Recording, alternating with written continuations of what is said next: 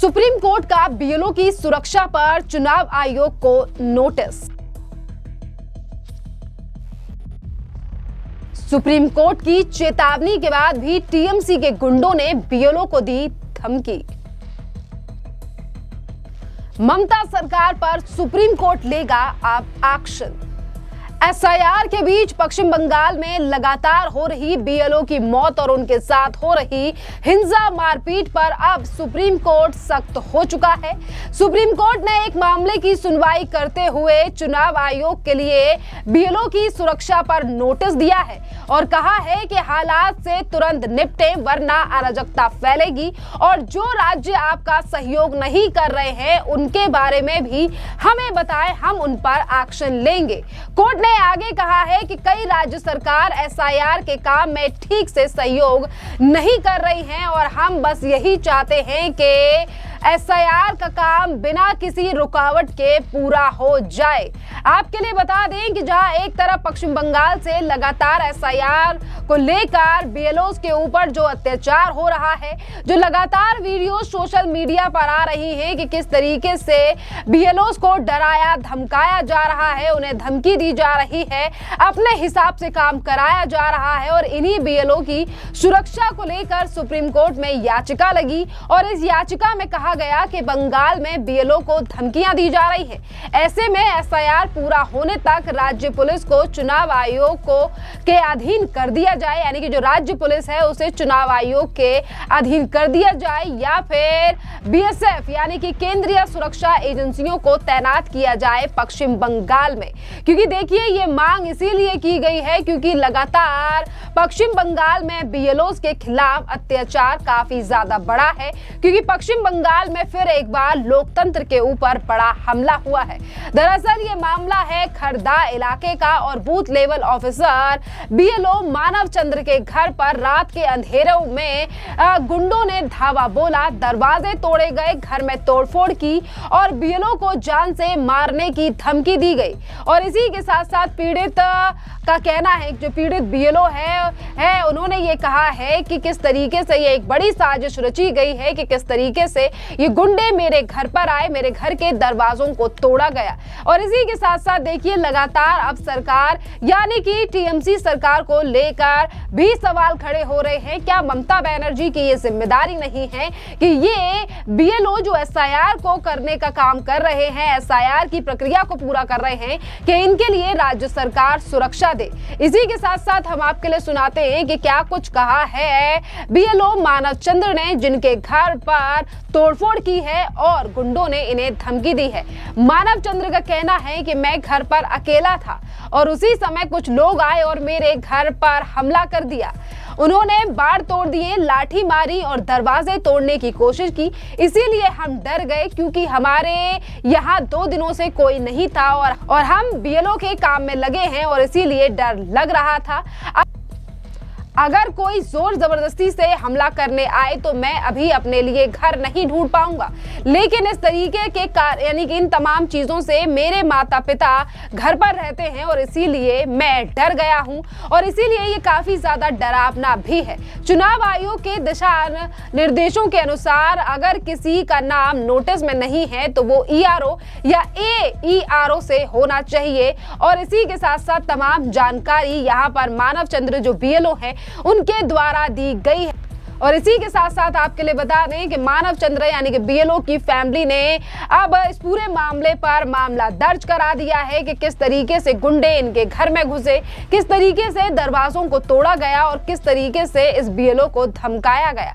अब सवाल ये उठता है कि जब बीएलओ की फैमिली ने पुलिस में जाकर अपनी रिपोर्ट दर्ज करा दी है, उन्होंने मामला दर्ज करा दिया है, उसके बावजूद भी आखिरकार पुलिस के ऊपर ऐसा क्या दबाव है टीएमसी सरकार का कि यहाँ पर जब मामला दर्ज हो चुका है उसके बावजूद भी पुलिस के द्वारा कोई भी अभी तक गिरफ्तारी की खबर सामने नहीं आई है। और इसीलिए ये बातें लगातार उठ रही हैं क्योंकि ये पश्चिम बंगाल में बीएलओ के घर पर और उन्हें जो धमकियां दी जा रही है ये सिर्फ हमला नहीं है बल्कि लोकतंत्र की हत्या का प्रयास है। बीएलओ जैसे अधिकारी चुनाव आयोग की निष्पक्षता सुनिश्चित करते हैं, लेकिन टीएमसी राज्य में वो खुद ही असुरक्षित हैं। और आज ममता बनर्जी की इन तमाम चीजों को लेकर भी और एसआईआर के विरोध को लेकर भारतीय जनता पार्टी के नेता सुकांता मजूमदार ने भी ममता बनर्जी पर हमला बोला है। सुनिए क्या कुछ कह रहे हैं सुकांता मजूमदार। जो 44 माननीय न्यायाधीशों ने लेटर लिखा है, चिट्ठी दिया है, तो ये तो स्वाभाविक सवाल है और ये सवाल हम भी ममता बनर्जी जी से पूछ रहे हैं। कल ममता बनर्जी पश्चिम बंगाल में कूच बिहार में बोला कि हम डिटेंशन कैंप नहीं करने देंगे। तो हमारा एक साधारण सा सवाल है, छोटा सा सवाल है कि जो हमने दृश्य देखा पश्चिम बंगाल के बशीरहाट जिले में, लोग बशीरहाट कॉन्स्टिट्यूएंसी के अंदर, वहां पे लोकसभा के अंदर जो नॉर्थ 24 परगना में आता है, जिले में आता है, उस जिले के अंदर लोग बांग्लादेश जा रहे थे। तो ऐसे बहुत सारे बांग्लादेशी मुसलमान जो इन्फिल्ट्रेटर है वो है देश के अंदर। तो कम से कम हमारे विरोधी जो है तृणमूल कांग्रेस जैसे स्पेशली, वो अपना स्टैंड क्लियर कर दे, क्या करना चाहते हैं इनके से। तो जो भी घुसे इस देश को, उनको ये दे, रेड कारपेट बिठा फैला दे और उनको नागरिकता दे दे। ये संभव है क्या? ऐसे कोई देश टिका रह सकता है क्या? देश ही खत्म हो जाएगा। तो हमारे इन सब नेताओं को थोड़ा सोचना चाहिए कि देश अगर बचा रहेगा तो उनका भी पॉलिटिक्स रहेगा, नहीं तो इन्फिल्ट्रेशन अगर बन गया, बढ़ गया और डेमोग्राफी चेंज हो गया तो ममता बनर्जी भी चीफ मिनिस्टर नहीं रहेगी। देखिए, ये पहली बार नहीं है जब बीजेपी के नेता ममता बनर्जी पर हमलावर हैं या सवाल उठा रहे हैं। इसी बीच कल रात एक कार्यक्रम में पहुंचे और मीडिया से बात करते हुए शुवेंदु अधिकारी ने कई मामलों पर ममता बनर्जी को घेरा और इसी के साथ साथ टीएमसी के गुंडे कहकर भी कई बातें उन्होंने कही हैं। सुनिए क्या कुछ कह रहे हैं शुवेंदु अधिकारी। Even IO is not safe, I think. ये जो ममता बनर्जी और उनकी जो गुंडा, ये दे क्रॉस्ड ऑल लिमिटेशन,